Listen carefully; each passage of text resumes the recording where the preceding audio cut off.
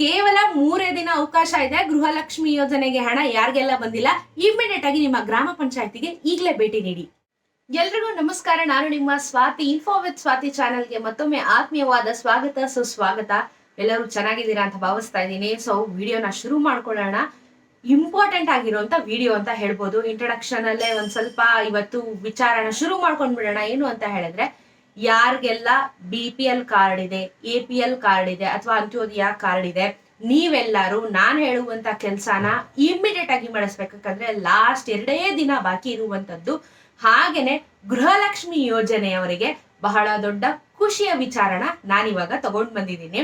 So ಇವಾಗ ಎಲ್ಲಾ ಕಡೆ ಒಂದಷ್ಟು ಮೀಡಿಯಾಗಳಲ್ಲಿ ಅಥವಾ ನ್ಯೂಸ್ ಪೇಪರ್ಗಳಲ್ಲಿ ಒಂದು ವಿಚಾರ ಓಡಾಡ್ತಾ ಇದೆ. ಏನು ಅಂತ ಹೇಳಿದ್ರೆ EKYC ಅಂತ ಹೇಳಿ. ನಾನು ನಿನ್ನೆ ನಿಮ್ಗೆ ಗ್ಯಾಸ್ದು ಸಮೇತ EKYC ನ ತೋರಿಸಿದ್ದೀನಿ. EKYC ಅಂದ್ರೆ ಏನು ಅಂತ ಕೂಡ ನಾನು ನಿಮಗೆ ಎಕ್ಸ್ಪ್ಲೈನ್ ಮಾಡಿದ್ದೀನಿ. ಸೊ EKYC ಅನ್ನೋದು ಬಹಳ ಇಂಪಾರ್ಟೆಂಟ್ ಆಗಿರುವಂತ ವಿಚಾರ. ಆಲ್ ಆಫ್ ಸಡನ್ ಸರ್ಕಾರ ಏನ್ ಮಾಡ್ತು ಅಂತ ಹೇಳಿದ್ರೆ, ಸಡನ್ ಆಗಿ ಒಂದು ರೂಲ್ಸ್ ನ ತಗೊಂಡ್ಬಂದ್ಬಿಟ್ಟು ಒಂದೇ ವಾರ ಕಾಲಾವಕಾಶನ ಕೊಟ್ಟಿದ್ದಾರೆ EKYC ನ ಮಾಡಿಸ್ಕೊಳಕ್ಕೆ. ಹಾಗಾಗಿ ಎಲ್ಲಾ ಕಡೆ ಜಾಮ್ ಆಗ್ತಾ ಇದೆ, ಸರ್ವರ್ ಇಶ್ಯೂ ಆಗ್ತಾ ಇದೆ, ಉದ್ದುದ ಲೈನ್ ನಿಂತ್ಕೋತಾ ಇದ್ದಾರೆ, ಇಷ್ಟೆಲ್ಲ ಪ್ರಾಬ್ಲಮ್ ಆಗ್ತಾ ಇದೆ. ನಾನು ಪ್ರೀವಿಯಸ್ ವಿಡಿಯೋದಲ್ಲಿ EKYC ಅಂದ್ರೆ ಏನು ಅಂತ ನಿಮಗೆ ವಿಷಯನ ತಿಳಿಸಿದೆ. ಏನು ಅಂತ ಹೇಳಿದ್ರೆ, if in case for example ನಿಮ್ಮ Aadhaar card PAN card link ಆಗಿದ್ಯಾ, ಇದನ್ನ EKYC ಅಂತಾರೆ. ಇಲ್ಲ ಅಂತ ಹೇಳಿದ್ರೆ ನಿಮ್ಮ ಪಾನ್ ಕಾರ್ಡ್ ಜೊತೆಗೆ ನಿಮ್ಮ ರೇಷನ್ ಕಾರ್ಡು, ನಿಮ್ಮ ಆಧಾರ್ ಕಾರ್ಡು ಲಿಂಕ್ ಆಗಿದ್ಯಾ, ಇದನ್ನ EKYC ಅಂತಾರೆ. ಸೊ ಒಂದು ಡಾಕ್ಯುಮೆಂಟ್ಗೆ ಇನ್ನೊಂದು ಡಾಕ್ಯುಮೆಂಟ್ ನ ಜೋಡಣೆ ಮಾಡೋದನ್ನ, ಅಂದ್ರೆ ಪ್ರೂಫ್, ಅಡ್ರೆಸ್ ಪ್ರೂಫ್ ಒಂದೇ ಇರುತ್ತೆ, ನೇಮ್ ಒಂದೇ ಇರುತ್ತೆ, ಡೇಟ್ ಆಫ್ ಬರ್ತ್ ಒಂದೇ ಇರುತ್ತೆ, ಎಲ್ಲ ಕರೆಕ್ಟ್ ಆಗಿದೆ ಅಂತ ಹೇಳಿ 2 ಡಾಕ್ಯುಮೆಂಟ್ ನ ನಾವು ಪ್ರೂಫ್ ಮಾಡೋದನ್ನ EKYC ಅಂತ ಹೇಳಿ ಕರೀತಾರೆ. EKYC ನ ನಾವು ಮನೆಯಲ್ಲಿ ಕುತ್ಕೊಂಡು ಮಾಡ್ಲಿಕ್ಕೆ ಆಗೋದಿಲ್ಲ. ನಿನ್ನೆ ನನಗೆ ಯಾರೋ ಒಬ್ರು ಕಮೆಂಟ್ ಹಾಕಿದ್ರು, ಏನು ಗ್ಯಾಸ್ LPG ಗ್ಯಾಸ್ದು ಲಿಂಕ್ ಮಾಡೋದಕ್ಕೆ ನಾವು ಅಲ್ಲಿಗೆ ಹೋಗ್ಬೇಕಾ, ಮನೇಲಿ ನಾವೇ ಫೋನಲ್ಲಿ ಮಾಡ್ಬೋದಲ್ವಾ ಅಂತ ಹೇಳಿ. ಈ ಒಂದು KYC ನ ಮಾಡೋದಕ್ಕೆ ನಮ್ಗೆ ಯಾವುದೇ ರೀತಿಯ ಅಥಾರಿಟಿ ಇರೋದಿಲ್ಲ. ಸೊ ಎಲ್ಲಿ ಆಫೀಸ್ಗೆ ಹೋಗ್ಬೇಕು, ಗ್ರಾಮ ಪಂಚಾಯಿತಿ ಬೆಂಗಳೂರು 1 ಅಥವಾ ನಿಮ್ಮ ಗ್ಯಾಸ್ ಏಜೆನ್ಸಿಗಳಿಗೆ ಅಲ್ಲಿಗೆ ಹೋಗಿ ಮಾಡ್ಬೇಕು. ಯಾಕೆ ಅಂದ್ರೆ ಬಯೋಮೆಟ್ರಿಕ್ ಅಲ್ಲಿ EKYC ನ ಮಾಡ್ತಾರೆ. ಬಯೋಮೆಟ್ರಿಕ್ ಅಂತ ಗೊತ್ತಲ್ವಾ, ಒಂದು ತಮ್ಮ ಇಂಪ್ರೆಷನ್, ಇಲ್ಲ ಅಂತ ಹೇಳಿದ್ರೆ ಕಣ್ಣಿನ ಇದು ವಿಷನ್ ಇಂದ ಒಂದು ಫೋಟೋ ತಕೊಂತಾರೆ, ಇಲ್ಲ ಸ್ಕ್ಯಾನ್ ಮಾಡ್ತಾರೆ, ಇದನ್ನ EKYC ಅಂತಾರೆ. ನಮ್ಮಲ್ಲಿ ಅದೇ ಆ ರೀತಿ ಆಗಿರುವಂತ ಗೆಜೆಟ್ಸ್ ಇರಲ್ಲ, ಬಯೋಮೆಟ್ರಿಕ್ ಮಾಡಕ್ ನಮ್ಗೆ ಅಥಾರಿಟಿ ಇರೋದಿಲ್ಲ.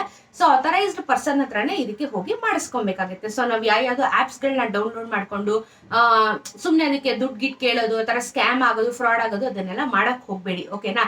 ಯಾಕಂದ್ರೆ ನಾನು ನಿಮ್ಗೆ ಲೈವ್ ಎಕ್ಸಾಂಪಲ್ ಅಲ್ಲಿ ತೋರಿಸಿದ್ದೀನಿ. ಸೊ ಗ್ಯಾಸ್ ಬಗ್ಗೆ ಮತ್ತೆ ಮಾತಾಡ್ತೀನಿ, ನಾನು ಬಹಳ ಇದೆ ಮಾತಾಡೋದಿಕ್ಕೆ. ಬಟ್ ಈಗ ಟಾಪಿಕ್ ಬಗ್ಗೆ ಮಾತಾಡೋಣ. EKYC ಅಂದ್ರೆ ಅರ್ಥ ಆಯ್ತಲ್ವಾ ನಿಮಗೆ? EKYC ನ ಈಗ ಯಾರೇ ಕಾರ್ಡ್ ಇದ್ರು, APL BPL ಅಂತ್ಯೋದಯ ಯಾರೇ ಇದ್ರು, ಅರ್ಜೆಂಟ್ ಆಗಿ ಈ ಡಿಸೆಂಬರ್ 31 ತಾರೀಕು ಒಳಗಡೆ EKYC ನ ಮಾಡಿಸ್ಬೇಕು. EKYC ನ ಎಲ್ಲಿ ಮಾಡಿಸ್ಬೇಕು ಅಂತ ಹೇಳಿದ್ರೆ, ನಿಮ್ಮ ಗ್ರಾಮ ಪಂಚಾಯಿತಿಗೆ ಹೋಗಿ EKYC ನ ಮಾಡಿಸಿ. ಇಲ್ಲ ಅಂತ ಹೇಳಿದ್ರೆ ರೇಷನ್ ಕಾರ್ಡು ಮತ್ತೆ ನಿಮ್ಮ ಒಂದು ಆಧಾರ್ನ ಲಿಂಕ್ ಮಾಡಿಸ್ಬೇಕು ಅಂತ ಹೇಳಿದ್ರೆ ನಿಮ್ಮ ರೇಷನ್ ಡಿಪೋಗೆ ಹೋಗಿ, ರೇಷನ್ ಎಲ್ಲಿ ತಗೋತೀರೋ ಆ ಡಿಪೋಗೆ ಹೋದ್ರೆ ಅವರು ಕೂಡ ಮಾಡ್ಕೊಡ್ತಾರೆ. ಇಲ್ಲ ಅಂದ್ರೆ ಬೆಂಗಳೂರು 1 ಹೋಗಿ ಕರ್ನಾಟಕವನ್ನು ಬಾಪೂಜಿ ಸೇವಾ ಕೇಂದ್ರ, ಇದಿಷ್ಟು ಜಾಗಗಳಲ್ಲಿ EKYC ನ ಮಾಡಿಸ್ಬೋದಾಗಿದೆ. ಸೊ EKYC ನ ಏನಕ್ಕೆ ಮಾಡಿಸ್ಬೇಕು ಅಂತ ಇವಾಗ ನಿಮ್ಗೆ ಪ್ರಶ್ನೆ ಬರ್ಬೋದು. EKYC ಎಷ್ಟು ಇಂಪಾರ್ಟೆಂಟ್ ಅಂತ ಹೇಳಿದ್ರೆ, ಅನ್ನಭಾಗ್ಯ ಆಗಿರ್ಬೋದು, ಗೃಹಲಕ್ಷ್ಮಿ ಆಗಿರ್ಬೋದು, ಗೃಹ ಜ್ಯೋತಿ ಆಗಿರ್ಬೋದು, ಈಗ ಬಂತು ಯುವ ನಿಧಿ, ಎಲ್ಲದಕ್ಕೂ ಇಂಪಾರ್ಟೆಂಟ್ ಆಗಿರುವಂತದ್ದೇ ಈ ಒಂದು ರೇಷನ್ ಕಾರ್ಡು ಮತ್ತೆ ಆಧಾರ್ ಕಾರ್ಡ್. ಕರೆಕ್ಟ್ ಅಲ್ವಾ? ಇದೆರಡನ್ನೂ ನೀವು ಲಿಂಕ್ ಮಾಡ್ಲಿಲ್ಲ ಅಂತ ಹೇಳಿದ್ರೆ ನಿಮ್ಗೆ ಯಾವುದೇ ರೀತಿಯಾಗಿರುವಂತ ಏನು ಸರ್ಕಾರದಿಂದ ಬರುವಂತ ಸೌಲಭ್ಯ ಸೌಕರ್ಯಗಳು ನಿಮ್ಗೆ ಸಿಕ್ಕೋದಿಲ್ಲ. ನಿಮ್ಮ ಒಂದು ಆಧಾರ್ ಕಾರ್ಡು ಡೆಡ್ ಆಗುವಂತ ಚಾನ್ಸಸ್ ಇರುತ್ತೆ, ಯಾಕಂದ್ರೆ ನೀವು ವೆರಿಫೈ ಮಾಡಿರಲ್ವಲ್ಲ. ಹಾಗಾಗಿ EKYC ಅನ್ನೋದು ಬಹಳ ಇಂಪಾರ್ಟೆಂಟ್ ಪಾತ್ರನ ವಹಿಸುತ್ತೆ. ಹಾಗೇನೆ EKYC ಜಾಸ್ತಿ 3 ದಿನ ಟೈಮ್ ಕೊಟ್ಟಿದೆ, 31 ಕ್ಲಾಸ್ ಡೇಟು. ದಯವಿಟ್ಟು ಹೋಗಿ ಇಮಿಡಿಯೇಟ್ ಆಗಿ ಇದನ್ನ ಮಾಡಿಸ್ಕೊಂಡ್ ಬನ್ನಿ. ಸೊ ಮಾಡಿಸಿದ್ರೆ ನೀವು ಆಲ್ರೆಡಿ ಅನ್ನಭಾಗ್ಯ ಅಥವಾ ಗೃಹಲಕ್ಷ್ಮಿಯ ಹಣ ತಗೋತಾ ಇರ್ತೀರಲ್ವಾ, ನೀವು EKYC ಆಗಿರುತ್ತೆ. ಸೊ ಯಾರೆಲ್ಲ ಮಾಡಿಸಿಲ್ಲ ಅಂತವ್ರು ಮಾತ್ರ ಹೋಗಿ ಮಾಡಿಸಿ ಅಂತ ಹೇಳ್ತಾ ಇದ್ದೀನಿ. ಸೊ ಇದು EKYC ವಿಚಾರ. ಆದ್ರೆ ಗೃಹಲಕ್ಷ್ಮಿ ಯೋಜನೆಗೆ ಒಂದು ಸಖತ್ತಾಗಿರುವಂತ ಅಪ್ಡೇಟ್ ಬಂದಿದೆ ನೋಡಿ. ನಿಮ್ಮ ಗ್ರಾಮ ಪಂಚಾಯಿತಿಗಳಲ್ಲಿ 3 ದಿನ ಕ್ಯಾಂಪ್ಗಳು ನಡೀತಾ ಇದ್ದಾವೆ. ಸೊ ಆಲ್ರೆಡಿ ನಿನ್ನೆಯಿಂದ ಶುರುವಾಗಿದೆ. 27, 28, 29 3 ದಿನ ಕ್ಯಾಂಪ್ ನಡೀತಾ ಇದೆ. ಈ ಕ್ಯಾಂಪ್ ಏನಕ್ಕೆ ಮಾಡ್ತಾ ಇದ್ದಾರೆ ಅಂತ ಹೇಳಿದ್ರೆ, ಈಗ ಬಹಳಷ್ಟು ಜನರಿಗೆ 1ನೇ ಕಂತಿನಿಂದ ಹಣ ಕೂಡ ಬಂದಿರೋದಿಲ್ಲ ಅಲ್ವಾ. ಇನ್ನು ಟೆಕ್ನಿಕಲ್ ಇಶ್ಯೂ ಅಂತ ಸರ್ಕಾರ ಹೇಳ್ತಾ ಇದೆ. ಬಟ್ ನಮ್ಮಲ್ಲಿ ಡಾಕ್ಯುಮೆಂಟ್ ಇಶ್ಯೂಸ್ ಏನಾದ್ರೂ ಆಗಿದೆಯಾ, ಯಾಕೆ ಬರ್ತಾ ಇಲ್ಲ, ಇಲ್ಲ ಕೆಲವ್ರದ್ದೆಲ್ಲ ಡಾಕ್ಯುಮೆಂಟ್ಸ್ ಕರೆಕ್ಟ್ ಆಗಿದ್ರು 1ನೇ ಕಂತಿನಿಂದ ಹಣ ಬಂದಿಲ್ಲ ಅಂತ ಹೇಳಿದ್ರೆ, ನೀವು ದಯವಿಟ್ಟು ಈಗಲೇನೆ ನಿಮ್ಮ ಗ್ರಾಮ ಪಂಚಾಯಿತಿಗೆ ಭೇಟಿ ನೀಡಿ. ಅಲ್ಲಿ ಕ್ಯಾಂಪ್ ನಡೀತಾ ಇದೆ.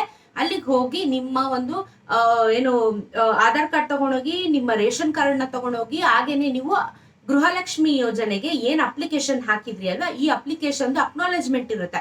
ಅಕ್ನಾಲೇಜ್ಮೆಂಟ್ ನ ತಗೊಂಡು ಇಮಿಡಿಯೇಟ್ ಆಗಿ ನಿಮ್ಮ ಗ್ರಾಮ ಪಂಚಾಯಿತಿಗೆ ಹೋದ್ರೆ ಏನಾಗಿದೆ, ಏನ್ ಪ್ರಾಬ್ಲಮ್, ಇದಕ್ಕೆ ಸೊಲ್ಯೂಷನ್ ಏನು, ಬ್ಯಾಂಕ್ ಹೋಗ್ಬೇಕು, ಏನ್ ಮಾಡ್ಬೇಕು ಅಂತ ಹೇಳಿ ನಿಮ್ಗೆ ಗ್ರಾಮ ಪಂಚಾಯಿತಿಯಲ್ಲಿ ಹೆಲ್ಪ್ ನ ಮಾಡ್ತಾ ಇದ್ದಾರೆ. ಸೊ ನಾನು ವಿಡಿಯೋಸ್ ಅಲ್ಲಿ ಹೇಳ್ತಾ ಇದ್ದೆ ಡಿಸೆಂಬರ್ 31ನೇ ತಾರೀಕು ಒಳಗಡೆ ಎಲ್ಲರಿಗೂ ಸೆಟಲ್ಮೆಂಟ್ ಆಗುತ್ತೆ, ಕ್ಲಿಯರ್ ಆಗುತ್ತೆ ಅಂತ ಹೇಳಿ. ಸೊ ಹಾಗಾಗಿ ಇದು ಬಹಳ ಇಂಪಾರ್ಟೆಂಟ್. ಕ್ಯಾಂಪ್ಗಳು ನಡೀತಾ ಇದೆ, ನಿಮಗೋಸ್ಕರನೇ ನಡೀತಾ ಇರುವಂತ ಕ್ಯಾಂಪ್ ಇದು. ದಯವಿಟ್ಟು ಹೋಗಿ ಗ್ರಾಮ ಪಂಚಾಯಿತಿಯಲ್ಲಿ ಭೇಟಿ ನೀಡಿ. ಸೊ ಇನ್ನೊಂದಷ್ಟು ವಿವರ ಬೇಕು ಅದ್ರ ಬಗ್ಗೆ ಅಂತ ಹೇಳಿದ್ರೆ ನೋಡಿ, ಇಲ್ಲಿ ಆಲ್ರೆಡಿ ಕೊಟ್ಟಿದ್ದಾರೆ. ಬ್ಯಾಂಕ್ ಇಶ್ಯೂಸ್ ಆಗಿರ್ಬೋದು, ಆಧಾರ್ ಕಾರ್ಡ್ ಆಗಿರ್ಬೋದು, ಜೊತೆಗೆ KYC ಅಪ್ಡೇಟ್ ಆಗಿರ್ಬೋದು. ಯಾಕಂದ್ರೆ KYC ಇದರಲ್ಲೂ ಕೂಡ ಮುಖ್ಯವಾದ ಪಾತ್ರನ ವಹಿಸೋದ್ರಿಂದ ಇದಕ್ಕೂ ಕೂಡ ನೀವು ಕಂಪಲ್ಸರಿಯಾಗಿ KYC ನ ಮಾಡಿಸ್ಕೋಬೇಕು.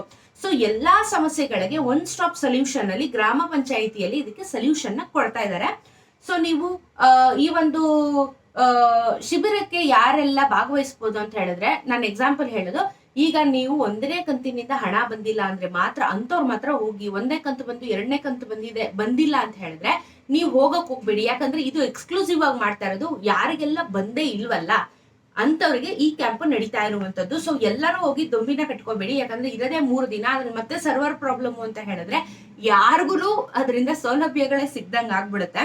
ಸೊ ಹಾಗಾಗಿ ನಿಮ್ಮ ಒಂದು ಕೇಂದ್ರಗಳಿಗೆ ಹೋಗಿ. ಸೊ ಎಲ್ಲೆಲ್ಲಿ ಮಾಡ್ತಾ ಇದ್ದಾರೆ ಈ ಶಿಬಿರಗಳನ್ನ ಅಂತ ಹೇಳ್ತೀನಿ ನೋಡಿ. ಬಾಪೂಜಿ ಸೇವಾ ಕೇಂದ್ರ ಅಲ್ಲಿ ನಡೀತಾ ಇದೆ. ಗಣಯಂತ್ರ ನಿರ್ವಾಹಕರು, ಅಂಗನವಾಡಿ ಕಾರ್ಯಕರ್ತೆಯರು, election delivery of citizen service ತಂಡ, ಬ್ಯಾಂಕ್ ಅವ್ರು ಕೂತ್ಕೋತಾ ಇದ್ದಾರೆ, ಬಾಪೂಜಿ ಸೇವಾ ಕೇಂದ್ರ ಕೂತ್ಕೋತಾ ಇದ್ದಾರೆ, ಆಶಾ ಕಾರ್ಯಕರ್ತೆಯವ್ರು ಕೂತ್ಕೋತಾ ಇದ್ದಾರೆ, ಹಾಗೇನೆ ಏನು EDC ಅಂತ ಹೇಳಿ ಅಲ್ಲೊಂದು ತಂಡ ಕೂತ್ಕೋತಾ ಇದೆ. ಈ ತರ ಸಿಕ್ಕಾಪಟ್ಟೆ ಎಲ್ಲಾ ಒಂದು ಈ ಗೃಹ ಲಕ್ಷ್ಮಿಗೆ ಯಾರೆಲ್ಲ ಸಂಬಂಧಪಟ್ಟಿರುವಂತ ಎಲ್ಲಾ ಆಫೀಸರ್ಸ್ಗಳು ಈ ಒಂದು ಗ್ರಾಮ ಪಂಚಾಯಿತಿಯಲ್ಲಿ ಕೂತ್ಕೋತಾ ಇದ್ದಾರೆ. ಸೊ ಹಾಗಾಗಿ ನಿಮ್ಗೆ ಒನ್ ಸ್ಟಾಪ್ ಸೊಲ್ಯೂಷನ್ ಇಲ್ಲಿ ಸಿಕ್ಕುತ್ತೆ. ಹಾಗೇನೆ ಸಮಯ ಏನು ಏನೆಲ್ಲ ಮಾಡ್ತಾರೆ ಅಂತ ಹೇಳಿದ್ರೆ ನೋಡಿ, ದಿನಾಂಕ ಹೇಳಿದೆ ನಾನು 27ರಿಂದ 29 ತನಕ ಬೆಳಗ್ಗೆ 9 ಗಂಟೆಯಿಂದ 5 ಗಂಟೆ ತನಕ ನಿಮ್ಗೆ ಕಾಲಾವಕಾಶನ ಕೊಟ್ಟಿದ್ದಾರೆ. ಸೊ 3 ದಿನ ಅವಕಾಶ ಕೊಟ್ಟಿರೋದು, ಅದರಲ್ಲಿ 9 to 5 ಟೈಮಿಂಗ್ಸ್ ನ ಕೊಟ್ಟಿದ್ದಾರೆ. ದಯವಿಟ್ಟು ಹೋಗಿ. ಗೃಹಲಕ್ಷ್ಮಿಯಲ್ಲಿ ನಿಮಗೆ ಏನೇ ಸಮಸ್ಯೆ ಆಗಿದ್ರು ಇವ್ರು ಇದಕ್ಕೆ ಸೊಲ್ಯೂಷನ್ ನ ಕೊಡ್ತಾರೆ. ಸೊ ದಾಖಲೆಗಳು ಏನೇನ್ ತಗೋಬೇಕು ಅಂತ ಹೇಳಿದ್ರೆ, ಅದೇ ಪಡಿತರ ಚೀಟಿ ಅಂದ್ರೆ ನಿಮ್ಮ ರೇಷನ್ ಕಾರ್ಡ್ ತಗೊಂಡೋಗಿ, ಬ್ಯಾಂಕ್ ಪಾಸ್ಬುಕ್ ತಗೊಂಡು ಹೋಗಿ, ನಿಮ್ಗೆ ಅರ್ಜಿ ಸಲ್ಲಿಸಿರುವಂತ ಅಕ್ನಾಲೇಜ್ಮೆಂಟ್ ತಗೊಂಡೋಗಿ, ನಿಮ್ಮ ಆಧಾರ್ ಕಾರ್ಡ್ ತಗೊಂಡೋಗಿ, ಇಷ್ಟು ದಾಖಲೆಗಳನ್ನ ನೀವು ತಗೊಂಡು ಹೋದ್ರೆ ಅಲ್ಲಿ ನಿಮಗೆ ಸರಿ ಮಾಡ್ಕೊಡ್ತಾರೆ. ಸೊ ಈ ವಿಡಿಯೋ ನಿಮ್ಗೆ ಹೆಲ್ಪ್ ಆಗಿದೆ ಅಂತ ಭಾವಿಸ್ತಾ ಇದ್ದೀನಿ.